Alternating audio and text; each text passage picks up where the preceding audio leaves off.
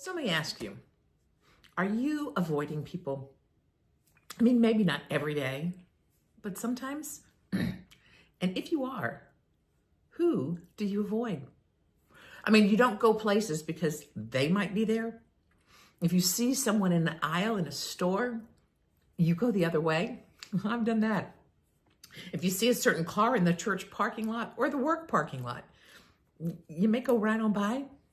You see a red hat and realize a person you know is under it. And you don't want to have that conversation. Not today. Maybe their personalities just rub us the wrong way. We're often avoid folks who make us uncomfortable. Those who make us feel anxious, insecure. I don't know who you're thinking of. Maybe you're thinking of different kinds of people. But not so with Jesus. In his day, people avoided tax collectors, sinners, pious, sick, poor, oppressed. Those actually sound about right, even for today, right? But how did Jesus respond? In Mark 1, verses 40 and 41, in the Passion says this, on one occasion, a leper came and threw himself down at the feet of Jesus, pleading for his healing and saying, you have the power to heal me right now, if you really want to. Deeply moved with tender compassion, Jesus reached out and touched the skin of the leper and told him, of course, I want you to be healed. So now be cleansed. I mean, a leper was definitely someone most would avoid. They were ostracized, set apart outside of the community. Actually, if they got near people in their path, traveling something, they were required to yell, leper, leper, so folks could avoid them. Get out of the way. Kind of like a scarlet letter that was designed as the designation of an adulteress. A rainbow flag is often a symbol of the LGBT community. Elephants, donkeys, they say something about us, right? Orange may be folks who support gun violence prevention. I mean, last week, there were the Chiefs and the 49ers. We all have different biases. People we want to avoid, but not Jesus. The ones we avoid, he walks towards.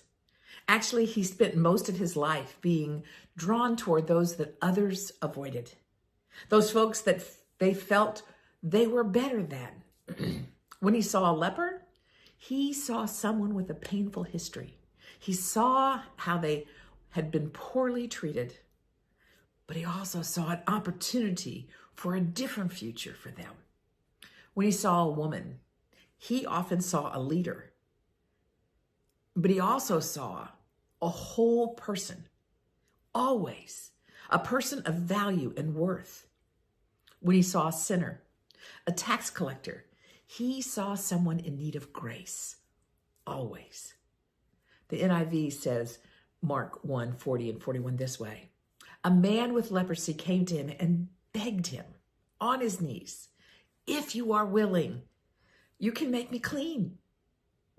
Jesus was indignant and he reached out and he touched the man. I am willing, he said. Be clean. After the leper begged him on his knees, he didn't have the courage to ask, but to question, if you are willing, thinking, I know you can, but because of who I am, how I've been treated, I'm not sure I deserve it.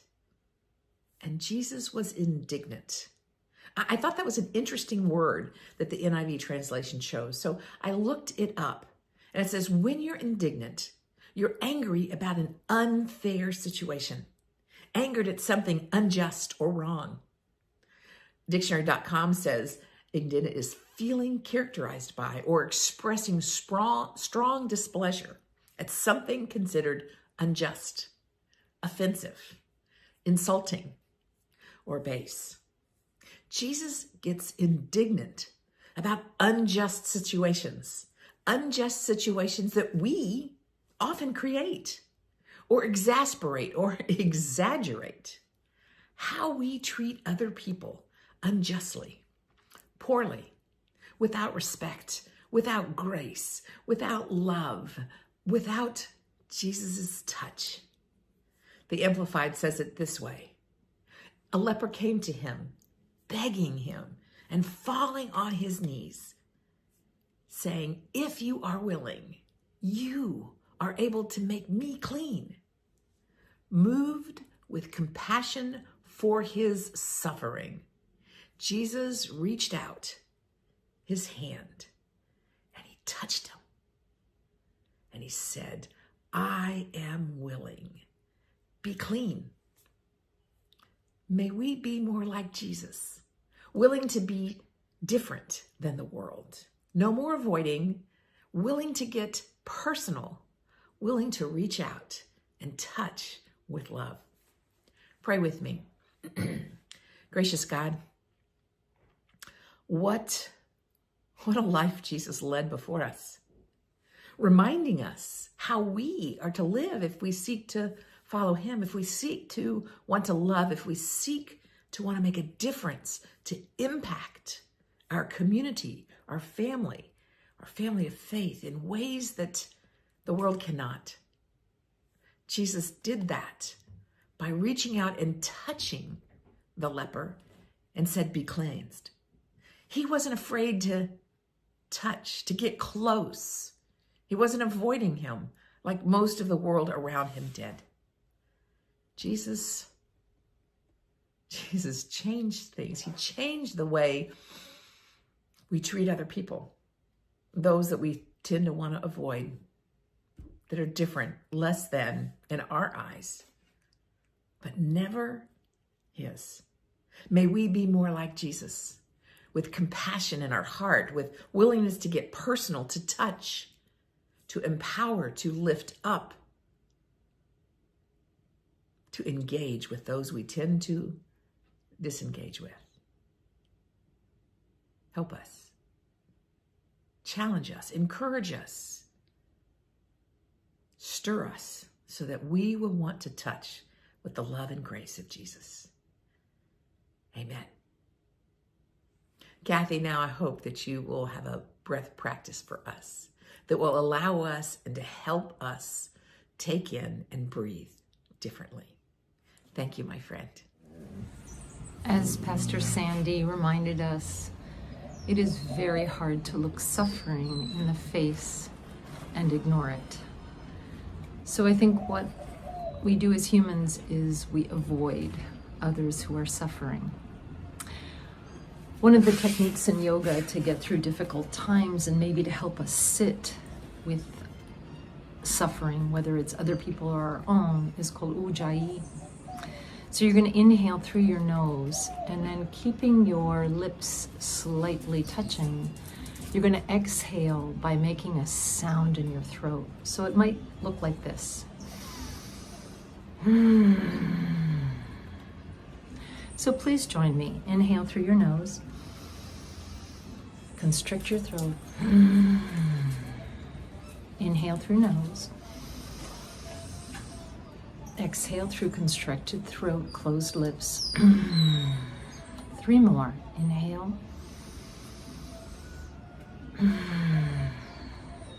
Inhale. Inhale. So you can continue to do that. You don't want to do it too long, but it does allow you to get through difficulty. And typically in yoga practice, it's through difficulty in movement, but difficulty in our lives. Thanks for practicing with me.